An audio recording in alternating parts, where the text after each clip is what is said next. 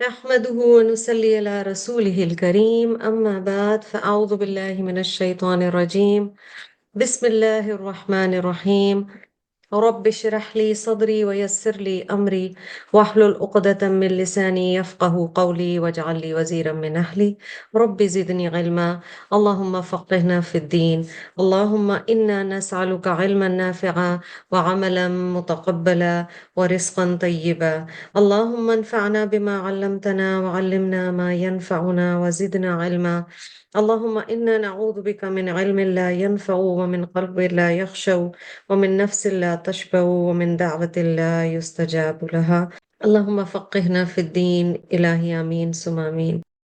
آگے پھر ہپوکریٹس کا ذکر آئے گا. اللہ سبحانہ و تعالیٰ فرماتے ہیں اِنَّا أَنزَلْنَا إِلَيْكَ الْكِتَابَ بِالْحَقِّ لِتَحْكُمَ بَيْنَ النَّاسِ بِمَا أَرَاكَ اللَّهُ وَلَا تَكُنْ لِلْخَائِنِينَ خَصِيمًا. Indeed, we have revealed to you, O Muhammad sallallahu alaihi wasallam, the book in truth. So you may judge between the people by that which Allah has shown you. And do not be for the deceitful an advocate. یقیناً ہم نے تمہاری طرف اے محمد صلی اللہ علیہ وسلم حق کے ساتھ اپنی کتاب نازل فرمائی ہے تاکہ تم لوگوں میں اس چیز کے مطابق فیصلہ کرو جس سے اللہ نے تم کو شناسا کیا، یعنی اللہ نے جو علم اس کلام اللہ کے ذریعے دیا ہے. That should be the basis of any decisions. اور خیانت کرنے والوں کی حمایت نہ کرو یا ان کی حمایتی نہ بنو. اب آیت 105 میں جو بات بتائی جا رہی ہے نا وہ یہ ہے کہ جب لوگوں کے بیچ میں فیصلہ کیا جائے کلام اللہ کی روشنی میں کیا جائے. And this is a great reminder for lawyers, for judges, for courts. پر میں اور آپ اپنی زندگی میں ایوری ڈے سچویشنز میں بھی بہت سارے فیصلے کر رہے ہوتے ہیں. ہم کئی دفعہ اپنی فیملی کے درمیان، بچوں کے درمیان فیصلے کر رہے ہوں، جاب پلیس پہ کر رہے ہوتے ہیں. ہم کو کس کی سائیڈ پہ ہونا ہے، ہمیں کون سا صحیح راستے پر لگ رہا ہے.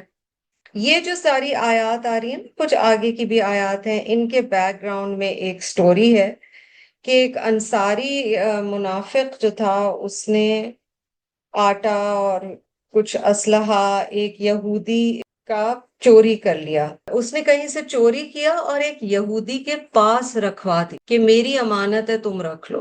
سمجھ رہے؟ یعنی چوری کہیں اور سے کیا اور یہودی کو کہا تم امانت کے طور پر رکھ لو. اللہ تعالیٰ کا کرنا یہ ہوا کہ اس آٹے کے تھیلے میں سوراخ تھا. So there was kind of a trail, if you remember the story of Hansel and Gretel and the breadcrumbs. So that's kind of what happened.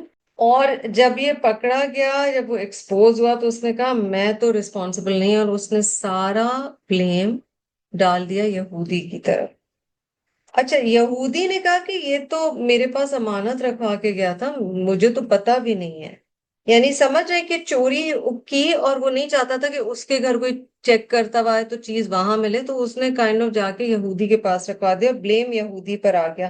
یہ معاملہ رسول اللہ صلی اللہ علیہ وسلم کی عدالت میں لایا گیا. جس نے چوری کی تھی اس نے، اس کی فیملی اور اس کے قبیلے نے بہت زیادہ اپنی صفائیاں پیش کی. وہ چرب زبان تھے. آپ صلی اللہ علیہ وسلم کو لگا کہ شاید یہ صحیح کہہ رہے ہیں. اس سے ہم یہ بھی سیکھ رہے ہیں کہ رسول اللہ صلی اللہ علیہ وسلم بھی بشر تھے اور ان کو غیب کی خبریں تب جتنی معلوم تھی اتنی ہی تھی جتنی اللہ سبحانہ و تعالیٰ دیتے تھے. پھر رسول اللہ صلی اللہ علیہ وسلم کے پاس یہ آیات آئیں جس میں حقیقت کھلی. ہم آگے بھی دیکھتے ہیں کیا کہا جا رہا ہے. وَاسْتَغْفِرِ اللَّهِ إِنَّ اللَّهَ كَانَ غَفُورًا رَحِيمًا. And seek forgiveness of Allah. Indeed, Allah is ever forgiving and merciful.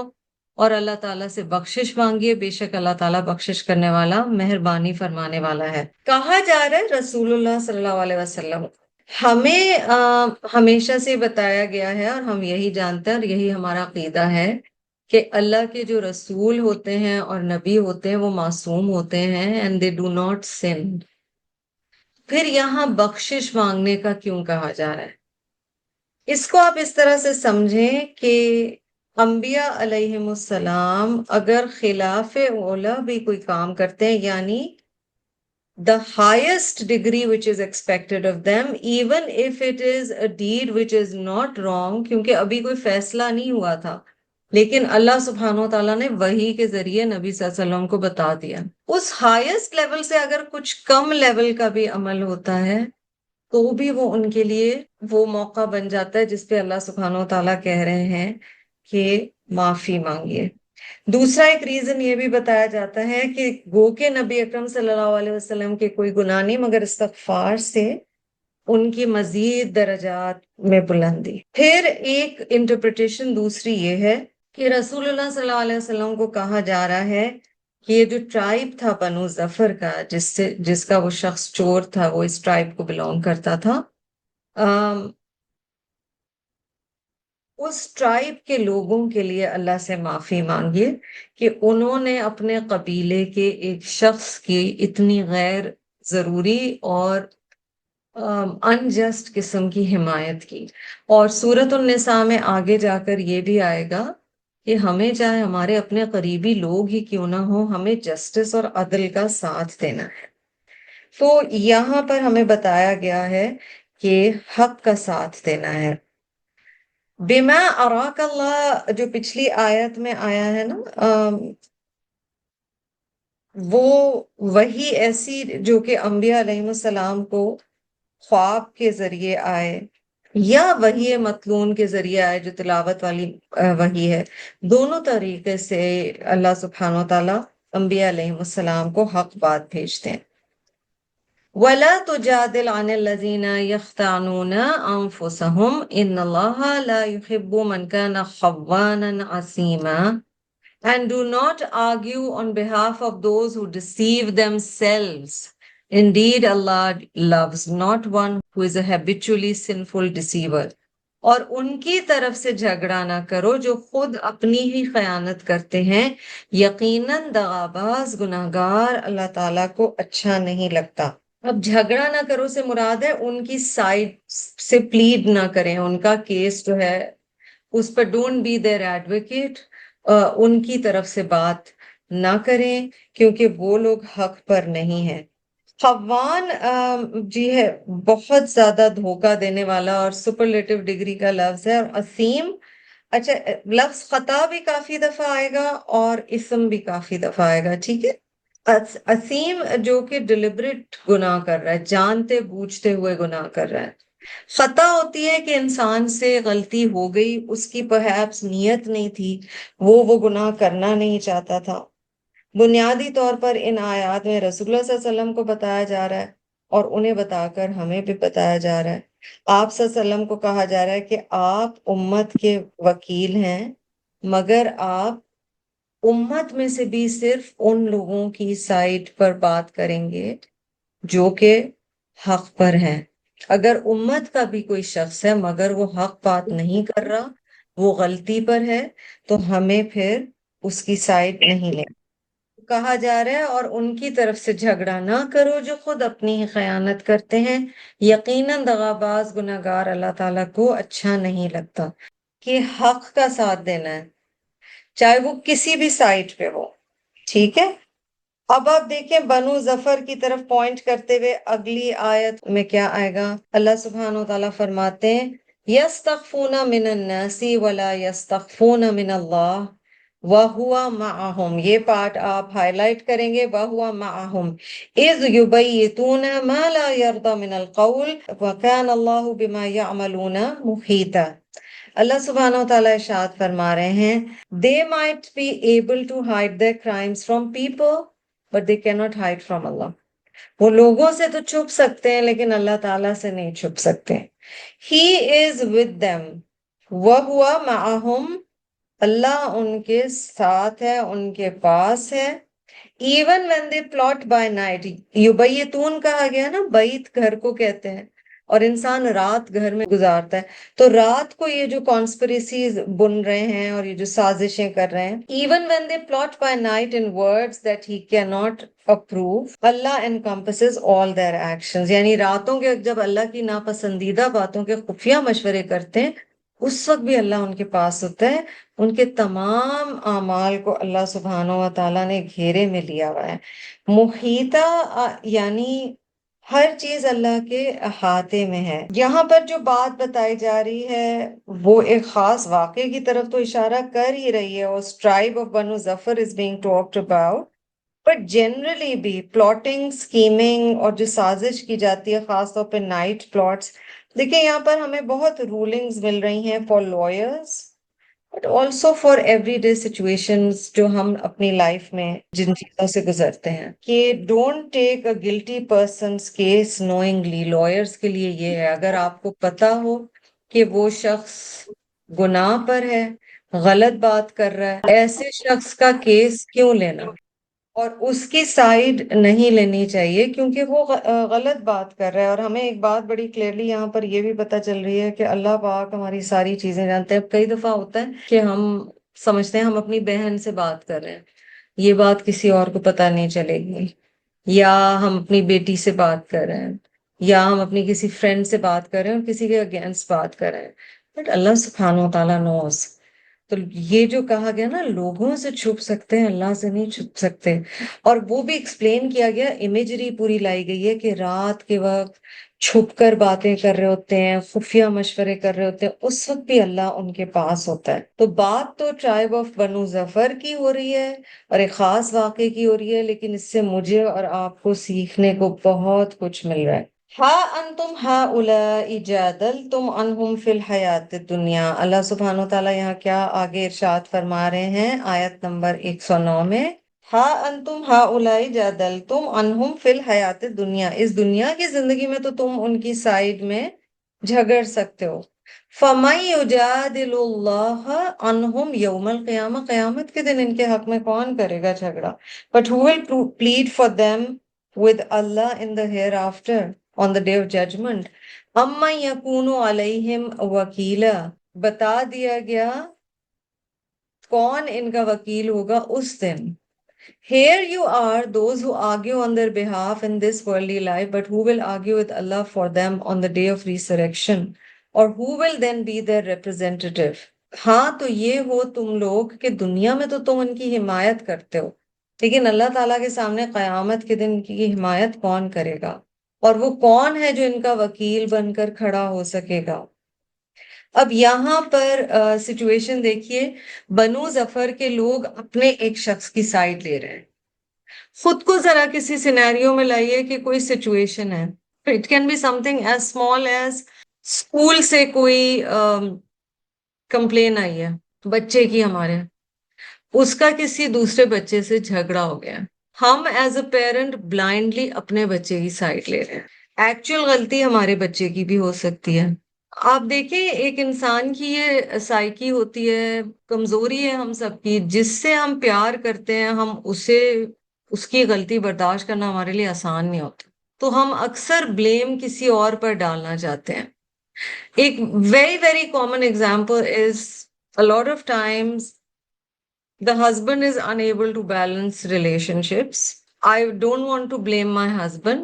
By I mean any XYZ woman. Or I don't want to blame my wife. تو میں کسے بلیم کروں؟ میں ان لاس کو بلیم کرنا شروع کر دوں، اصل میں ان کا یہ کرنا ہوا ہے، ورنہ یہ تو بہت اچھے ہیں، یا یہ تو بہت اچھی ہیں، اصل میں ان کی والدہ میری بیوی کے کان بھرتی ہیں۔ جو ایوری ڈے ججمنٹس ہم کر رہے ہوتے ہیں، یا ایک آفس سینیریو میں خود کو امیجن کیجئے that people are on one side and a friend of yours is actually at fault, but you are standing with him or her. دنیا میں تو حمایت کی جا سکتی ہے، آخرت میں حمایت کس طرح سے کی جائے گی؟ اسی لیے جب ہم اپنے بچوں کو بھی دیکھیں یا اپنے پیاروں کو بھی دیکھیں تو ہم انہیں انکریج کرنے کی کوشش کریں کہ صحیح چیز کریں، تاکہ ایسا نہ ہو کہ کل کو قیامت کے دن ان کو جواب دہی کرنی پڑے اور ان سے کوئی غلطی ہو جائے۔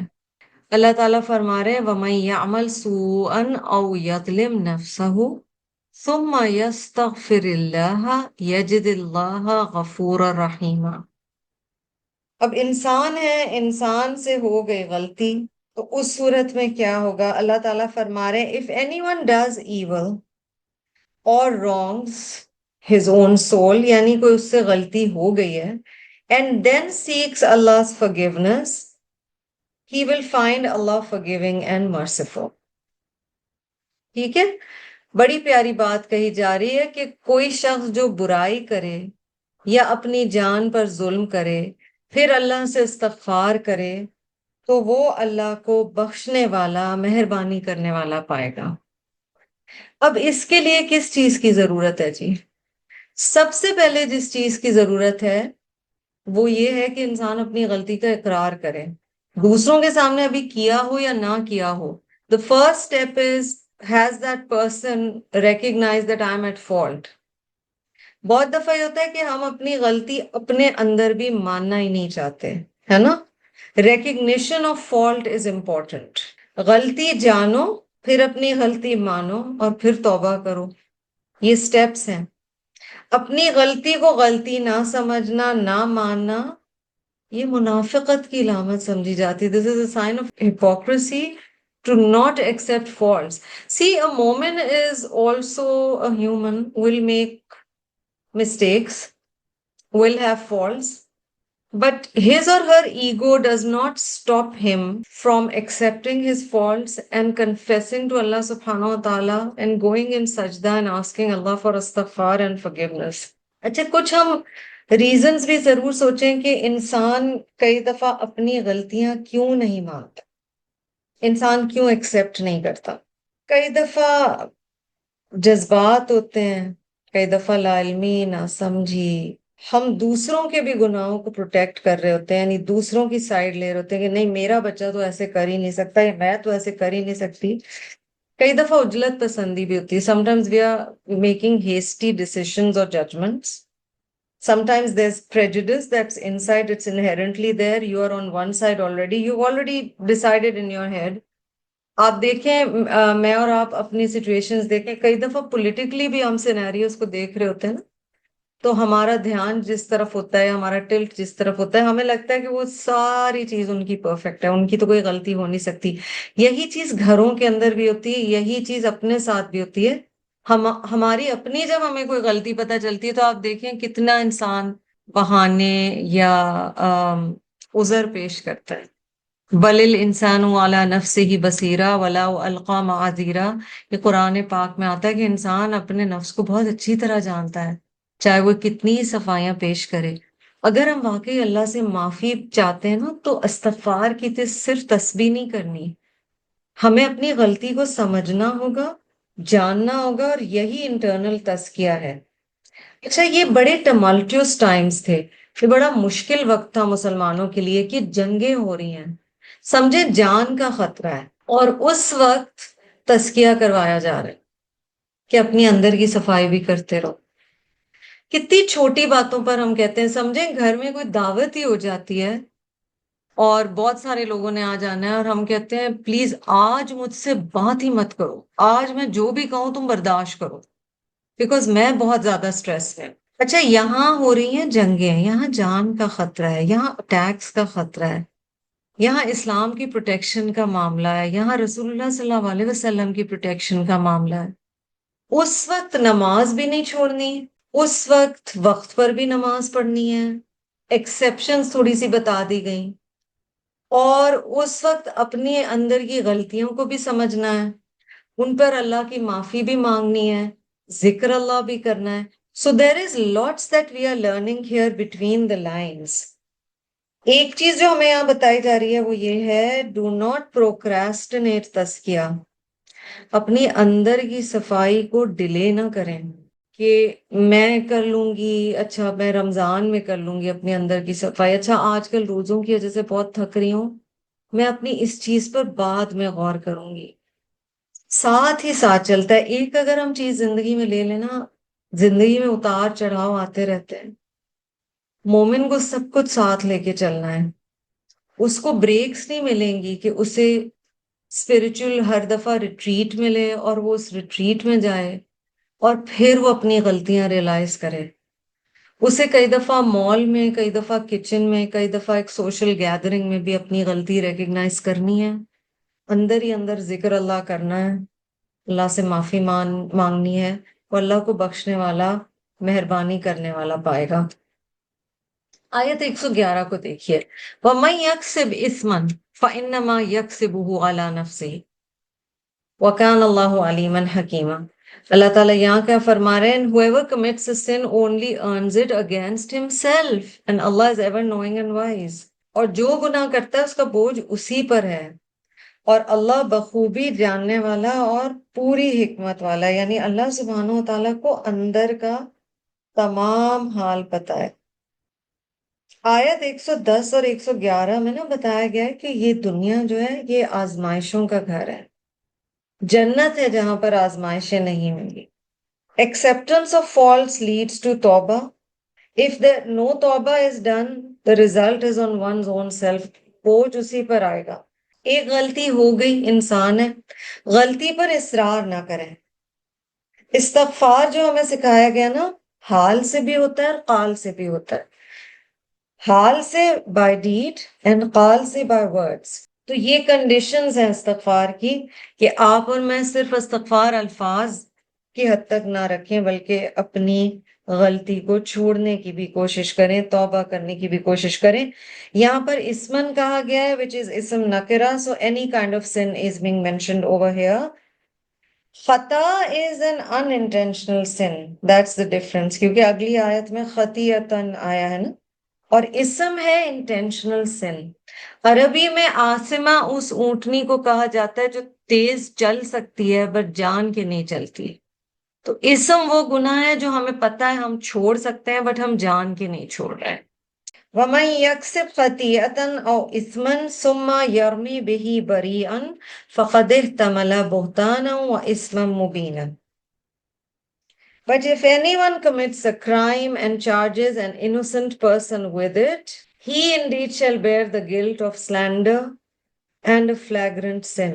ایک معصوم شخص پر اگر الزام لگاتے ہو، اس کی ایکچولی غلطی نہیں ہے تو تم سفر کرو گے، اپنے اوپر تم نے گناہ لیا۔